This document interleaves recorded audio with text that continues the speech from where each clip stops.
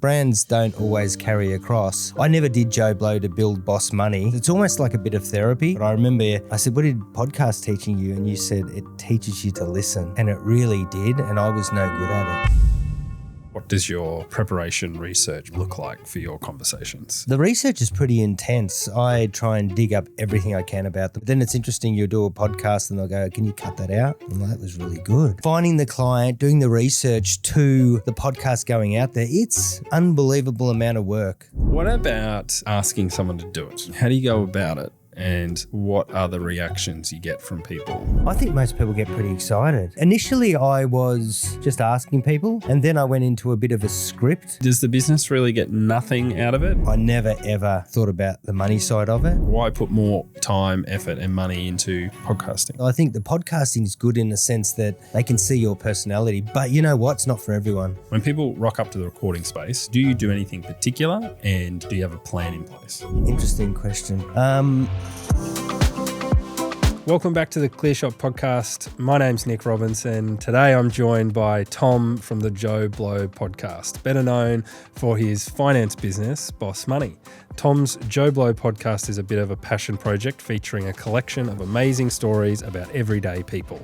His podcasting style is freewheeling, genuine conversations, and true to form. Tom's promised to be pretty frank and honest today and tell us a little bit about what he's learned about podcasting along the way and what he's still finding a struggle. Thanks very much for coming in, Tom. Thank you for the invite. It's good to be on the other side. I like to do these things because, there's lots of people who are thinking about starting shows or thinking about putting something together. And I think people that have been through it can offer a lot of insight. So I wanted to start, and the big thing I want to try to understand from you is why you have a podcast and what you get out of it. I initially started the podcast because for years I've always wanted to do one. But you look at all the greats out there and you think, oh my God, could I really do one? And what's involved and everything like that. And eventually I thought, I'm into challenging myself in all aspects of life. And this was one of them. I thought I'd love to do a podcast. Plus I'd had a list of people already that had amazing stories and I'd heard them and I thought, how good would it be for everyone else to hear them? And that was where it initially came from. Because you said a couple of things to me early on. I got two bits of good advice from you. One is, I said, what did podcast teaching you? And you said, it teaches you to listen. And it really did. And I was no good at it. I'd be like asking questions and just jumping. Or telling them, they'd say, oh, I went through and did this, this, and this. Yeah, so did I. I did this, this, and this. And then the conversation's like, oh. Are we talking about you now? Yeah. Yeah. Do you think that it's helped you in that part of your life as well? You say you'd never listen, but do you think you've taken that skill set into business as well? Definitely. It's definitely helped with communication. So I mentioned in the intro that you've got another business, Boss Money, which is a mortgage broking business, and that you've also started Unstoppable, a business helping people stop drinking. Are you hoping that one brand will sort of cross-pollinate or cross-populate with the other? The brands don't always carry across. I never did Joe Blow to build Boss Money. It was more of a challenge, a venture. I wanted to do it, see what it was like. I'd seen people podcast. And look, I love 60% of it. And the 40% is difficult. Yeah, it's extra. Yeah, Well, can you give me a bit about the process you went through? You set up at home first? Did you go to, No, I pretty much, look, initially I set up in the back of a warehouse from a mate in Tenerife. And I'd bought chairs, we bought all the equipment and set all that up and we did it. And it was amateurish hour, but it didn't cost anything. And it was just for fun. But yeah, that's where it initially started, was just that, and I already had a list of people I wanted to talk to. I'm lucky I do have a large client base, so I sort of just went through that and found people I really wanted to chat to. So it was just, that was the process, and it was sort of do one a week. Yeah, good luck, yeah. Do one a week, you'll be right. And I'm thinking, and you're doing all the research, I'm going, it's probably an hour of work. And, I don't have to tell you to suck eggs, but it's not an hour of work. It's massive. Yeah. That's the mind-blowing thing that blew me. And my podcasts are not Stephen Bartlett. No. They're like really basic and they look basic, and the only thing that looks good is the studio, and I feel like everything else is, my skills are basic, the editing's basic, and then it's just like, and you'll probably ask this, but from finding the client, doing the research to the podcast going out there, it's unbelievable amount of work. Like the podcast, researching, coming to the podcast, stressed, nervous, out of your comfort zone. In your head you think it's live, but it's not live, but you're there going, oh, he can cut all this, but you still feel like you're live. And then you're getting podcast hangover, and then it's the editing and the shorts for Instagram, and then posting it all out there, and then doom. And some go really well, and some are just terrible. Well, not that they're terrible. They don't do as well. Yeah. And then you start. It's the similar. It's no different to Instagram. I'll post something and I might get 600,000 views, which is my highest ever, and then I'll post something else and think this is amazing. Great. I'm saving people millions. I'm saving them this and that, and 5 views. Yeah. So, if we can talk about your podcast and the people that you get on, and you mentioned you do a bit of research and a bit of prep. What does your preparation, research, planning look like for your conversations? And what do you give the guest at the same time? Interesting question. The research is pretty intense. I try and dig up everything I can about them. Obviously, you can these days with AI and you Google and everything like that. So I try and dig up enough about them. I do ask them, is there anything off limits? What do most people say? No,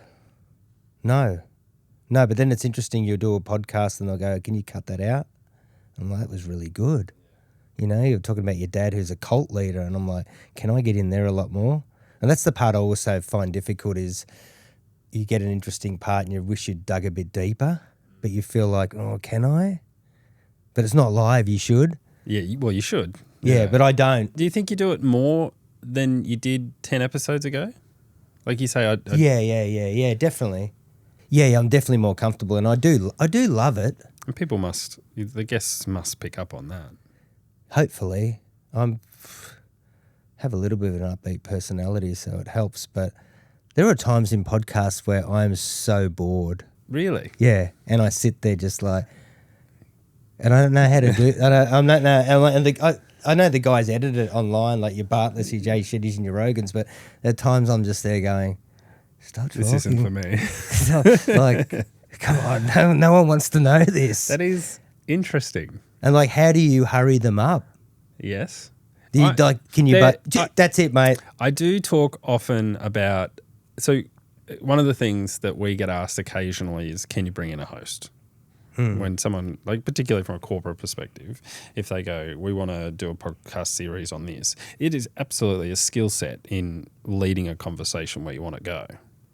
So there's something to that. Like it's not being rude. You're here for a reason. You want to get a certain story done. You're allowed to try to bring people around the way you want them to go.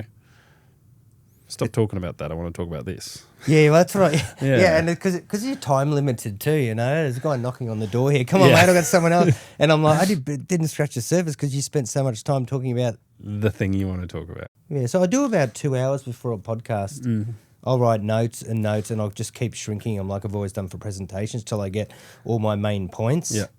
And then I guess you fly into it. And at the time, I guess I'm trying to, and that's a difficult part. You're talking to them and you've got what you want to talk about and you're trying to, and then they say something and you're like, I want to get more out of that. And I'm trying to write notes and tell myself, can you take me back to when you said, you stabbed that person or whatever? You're trying to. And your dad wasn't a cult leader anymore. Yeah. I don't want to know about you working in a department store. Can we go back to the cult leader, Dad? So I want to talk about welcoming people to the space, getting them comfortable, and then starting a conversation into, diving deeper into the conversation. So do you do anything special, and do you have a plan in place? B, I don't have a plan in place. A, it will sound arrogant that I sort of go with my personality and just have a chat and try and break the ice about something, but I don't have a plan. It'll be just something just works. I could probably be better at that. If there is a system, I'd like to learn it, but I try and just, It's probably a little bit too much. Right, sit down, let's go. I mean, I hate doing the intro because it's so scripted and, oh, here I have today Yeah. Nick Robinson in 1984. He Yeah. was, and Yeah. it's like, oh, and I feel like it's That's not what real life is like. That's not what conversations are like. Yeah. The show that you create is a conversation, but listeners do need a bit of context. So what's the happy medium there is a pretty good question. One of the things that happens is people warm into conversations. Do you find that happens, and do you have any strategies to make that happen quicker? One reason I did Joe Blow is I love the link between, I always have with people, as in, you'll see someone homeless. There's a point in time where they were the same as you, whether that was up to 6 years old, 8 years old, 18 years old. There's a point where they're identical to you and they had all those dreams and everything, but somehow they ended up there. And I love when they come in just going, hey, Nick, I know where you are today. To give me some context, like, what were you like as a 15-year-old? Were you cool, daggy, nerdy? What were you like, mate? Were you into this sort of nerdy stuff? Yeah, I was the school DJ. So setting up my AV equipment. I'd love to see the hairstyle. That was definitely it, yeah. That's what I love asking people, because I find they go back and it's so interesting hearing them talk, and I can then have a look at, it really gives you a really good guide to where they are today. And some of it's very different. It's like, how the hell did you get from to this? Yeah. What about the asking someone to do it? How do you go about it, and what are the reactions you get from people? The podcast. Yeah. Will you be on my show? Because I'm famous, it's easy. No, yeah, it's easy when you're a big deal. Yeah. You know what? It's a really great question, because I'd love to get your feedback on it. I'll ask people and they'll go, yeah, for sure, no problems. And they'll do anything not to come on it. And I don't get that. I know people don't like to say no, but I've had 2 or 3 where great, interesting people, and I'm so excited. I'm going, oh, how did I get this? Yeah. And then it's like, can you do Tuesday? No. Can you do Wednesday? When can you do? Oh, look, I don't know. Give me some other day. Can you do this? And I've gone back to them 4 or 5 times like a desperado, and they keep saying no. No, they don't say no. Yeah. So you find that people say yes and seem happy to, but then try every excuse not to. I don't know why they just don't know. Hey, it's not my thing, Tom. Yeah, that's allowed. Yeah, and I'm like, yeah, cool. And I guess, look, initially I was just asking people, and then I went into a bit of a script. I wrote, hey, this is what my podcast is about. I'd love you on it. Your story doing X would be phenomenal. People would love to hear it. And that was really working well. I think it was resonating with them. So you often reach out to people you don't know at all? 50-50. Mm-hmm. Yeah. I would see them on Facebook or LinkedIn or whatever, and I've watched their story for a couple of years, and I'll go, I think most people get pretty excited. That is the feedback that I would give, is that most people are like, wow. Oh, you want me? Yeah. But the second part of that I find interesting is you'll get them on the podcast will go really good, you do all the shorts and that, and they just don't repost it to their pages. Yeah. I don't get that. Mm-hmm. Maybe they don't like the results, or they don't like how they look. It's just the odd one. And I find I've had a couple of people that have reposted, and those podcasts have gone really well. And others just, you go, keen to come on, love it.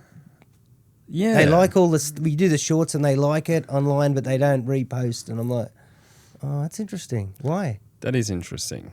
I wonder if you could formalize that in a way.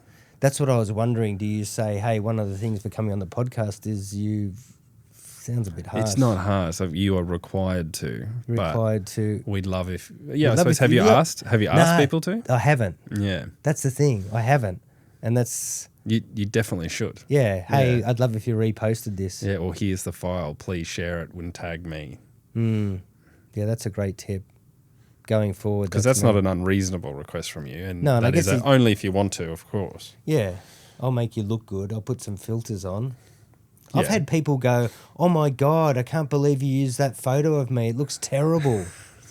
Females only.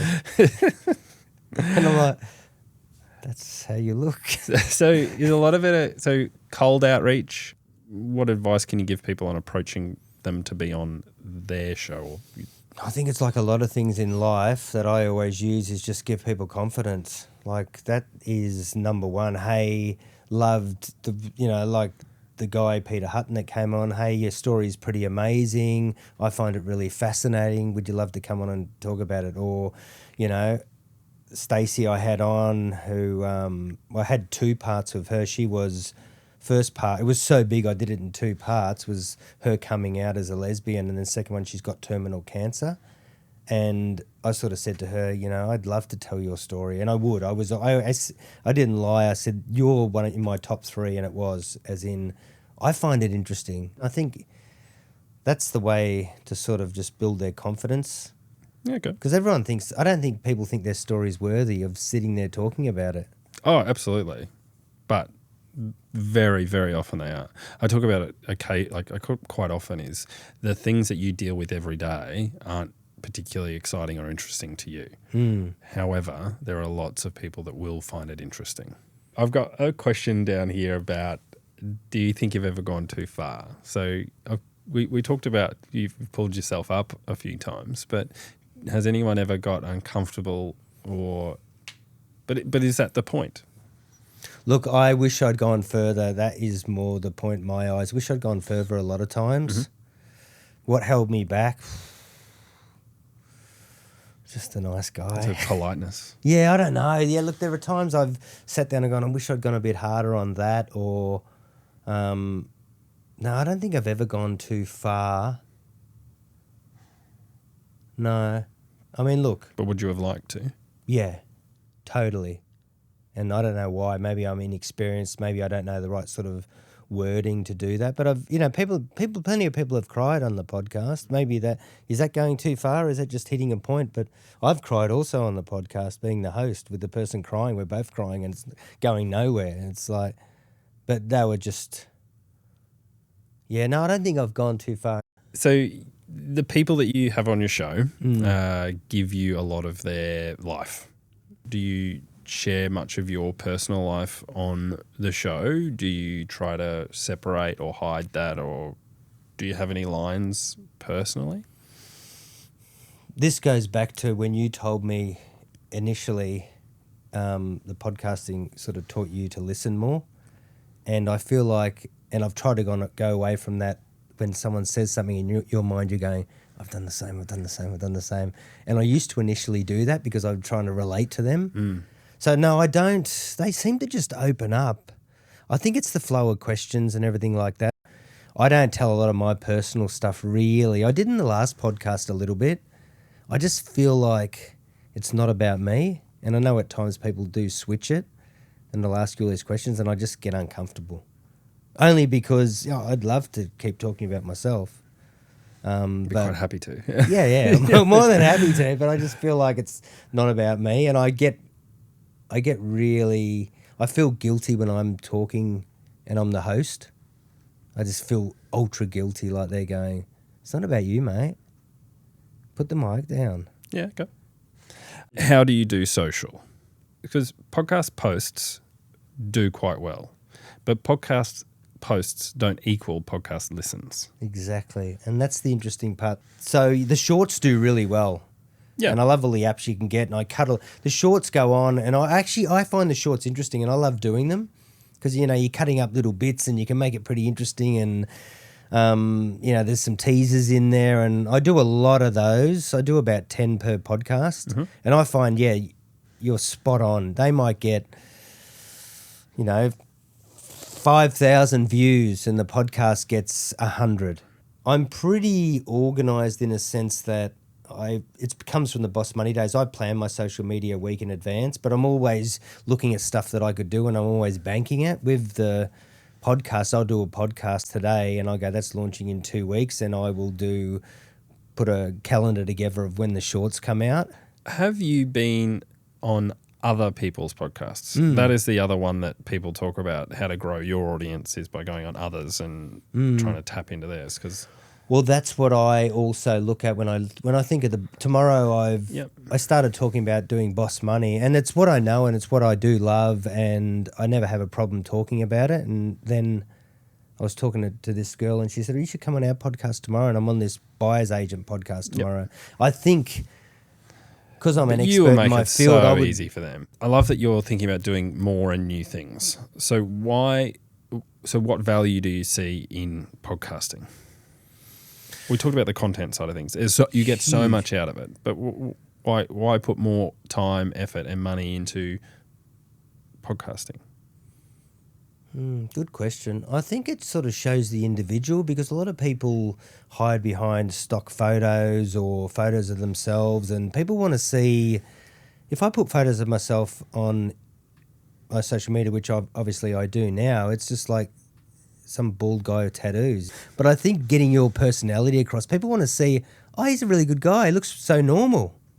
I know he looks like a bikie, but he's like a normal finance guy. Because I think the problem with finance, it's quite boring. It's like real estate. They're all these... We're not Red Bull. Yep.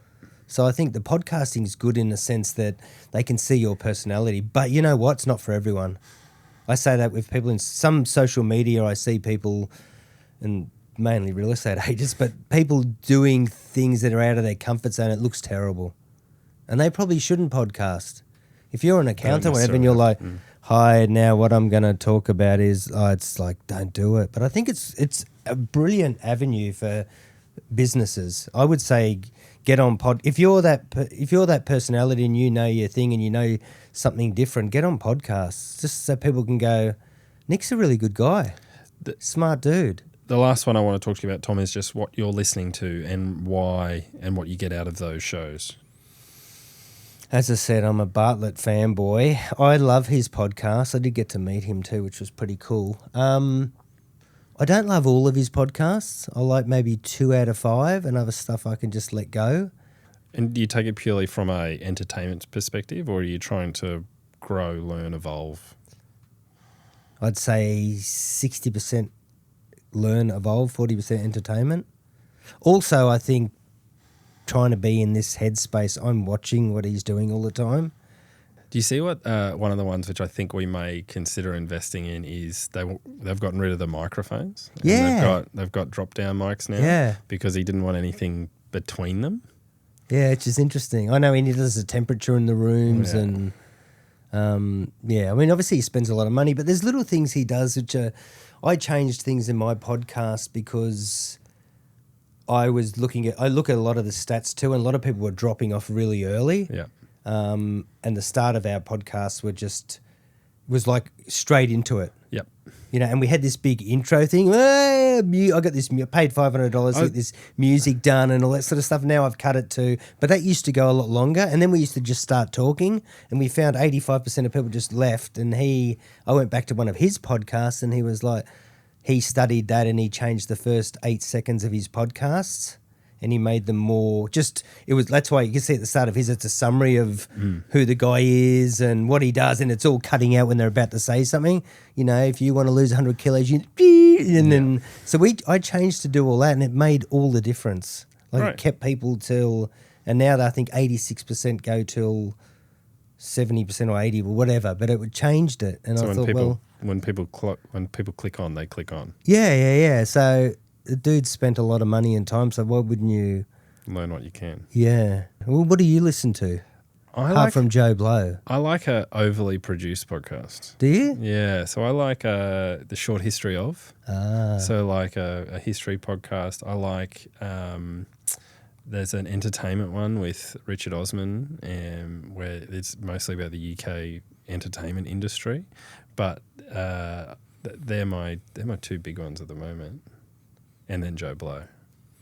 3, that's disappointing. Yeah. Won't be booking this studio again. Yeah. What would you do different in your podcast if sort of money and time wasn't an issue? I would make it heavily produced. I'd turn it into a story. So I would interview you. I'd interview the last 4 or 5 people that have been on your podcast. I'd have clips ready to show you and have you react to them. I'd record 8 hours of footage and I'd cut it down to 40 minutes. Really? Yeah. I like the conversations, and I can understand why people enjoy that because it's never really been done before. So, you know, TV has always been 22 minutes, 48 minutes. And then so that's what you had to plug it into. So you weren't able to just let people sit and chat. So then when podcasts came along, it was this long conversation. And Joe Rogan really was the pioneer of that. And people enjoy that. It's background noise sometimes, but it's also long drive stuff. It's absolutely got its place. I like an overly produced, like, give me all the best information, take me on a journey, end an episode with me wanting to listen to another episode. Yeah, I mean, yeah, They both have a place. I agree. I think because it's so saturated now, I almost feel like The saturation's a thing. Yeah, Joe Blow is better. I interview someone for an hour and that'll be 10 2-minute shorts and that's it. I don't do a long one. Yeah, okay. Or I launch a long one, but I don't really care if anyone listens to it. But it's all about, I feel like that's where attention spans are at, and everyone's so caught up in their own world. It's like, yeah, I don't know who. I think the thing to think about there is the value proposition of a community. So someone does this or swipes past a video and enjoys it, it's out of their world immediately. But if they're going to sit down and listen to you for 45 minutes, they care and want to know more about it. And I think that comes and goes in waves as well. So sometimes people are going to be just wanting to be here and there's no connection in that. But when they're trying to be part of a bigger thing, those longer conversations I think are going to be more important and just important in general. Yeah, and I think your point about doing more on the social front than just sort of doing the shorts and the podcast, I get that now because that's what I do. It's like me, if Boss Money, if I did 2 posts a week on how to save money, it's like people like all the funny shit and the skits and then, Tom's hiking or doing whatever. It's his personal life. I love that. I love this, and they're starting to go, I'm going to use him next time. Yep. Whereas, you're dead right. I think that's what probably most the social pages That's the big lack. ones, yeah. It's like, here's 4 shorts, here's the podcast just came out. Yeah, come on. See you guys in 3 weeks. Nothing else is going to be posted here. And like, what are the 500 followers going to do? Be happy that your shorts are getting views. If that's all you need to get, then that's okay. So what's next for you in podcasting and what do you think you've learnt so far from the Joe Blow podcast? I still want a podcast because I love it. And Joe Blow's taught me a lot about the whole system, from here to once it comes out, I've learned so much. It's incredible, which has helped my other part of my life. And I'm now thinking, why don't I produce a unique, different podcast that works for my business, Boss Money? Because there's plenty of finance podcasts out there, but I've been working on something the last week of just doing a podcast that's more around that, called Boss 15, which will be like 15 minutes and it'll be different. It could be a finance tip, which, I know it's boring. It could be a whiteboard thing. It could be guests in here. It could be a bit of a panel. It'll just be a little bit different on the finance side. What you're talking about is something that has a wider reach, right? That'll get lots of followers and lots of views. That is different to something we sell in here quite often, which is a getting to know you brand style podcast. So which is this one. So the Clear Shot podcast, the reason it exists is people might want to get to know us. This content isn't super wide reaching. It's for people who want to create some content themselves. So this podcast this conversation doesn't need to reach 100,000 people, but it might reach 2 or 3 that become clients. So if you want to talk to clients versus get a big wide audience, that's a different type of podcast. So you don't want to. I feel like I know you well enough that I feel like I know what you want to do, but that is interesting and difficult to figure out. What type of content's going to resonate. But I've had other podcasts where I've just loved it and gone, that was a cracker. This is going to go off. It just doesn't. But occasionally it does. Yeah, there's plenty that when I looked at YouTube, Spotify and Apple, I've had 50,000 streams. Yeah, it's great. It's pretty good. It's really good. Well, I don't know. Well, is it? Wouldn't have a clue. No, That's what I'm saying. yeah. And all of a sudden I see Stephen Bartlett and it's like 2.8 million viewed that episode. That episode, yeah. And I'm like, if I get 1,000, it's good. But interesting, I'm in this, you've probably seen it, there's like podcast groups on Facebook. Yeah. And people are on there and they're new. And some people have the most phenomenal results. And their podcast is, Gardening with Jimmy. Oh, people, yeah. And he'll go, guys, and they'll post their results. I've been in this for 3 months. I've done like huge amount of 68 podcasts, and I got 40,000 streams for my last one. I'm like, I got 1,000. Yeah. And it's something odd, but it's like you said, it goes back to that community thing. I bet you their pages, Gardening with Jimmy had so many views. And because that's the connection between social and podcast is certainly one, but it doesn't equal views. Sorry, it doesn't equal listens. And I think you've got to get away from that as well. Like I kept saying to myself, your podcast is what are you doing this for? And I was doing it as a challenge, and I feel like after 25 podcasts, apparently that's in the top 1% of the world. People die after the first 5 or 10. So which was pretty good. I'm not saying it's dead, but I'm going to evolve it and change it and just try something different. I just need to know, obviously, what the hook is. Or do I care? Like, it doesn't matter. Stop getting caught up on, I want 1,000 views. Yeah. And that's the question I ask you, I guess, is... What's good? What should people do? No, what should people... That is... what are you doing a podcast for? Yeah, we are a production house. And one of the things we're good at is creating content you can hear, content you can see that looks nice. How to get people to listen to it is a very different conversation. But and like you said, you made a good point. Yeah. You do that for 2 or 3 people. You're not doing it for, I want 2 million views on how to start your first podcast. You want 3 people to go, I'm going to use that studio. Looks good. And you know what? They get to see you. Sounds like a good guy. Sounds like he won't rip me off. Looks slick. Studio looks good. See if I can turn it into something. Yeah, no, you reckon you can. Thanks, Tom. Thank you, sir. It was good.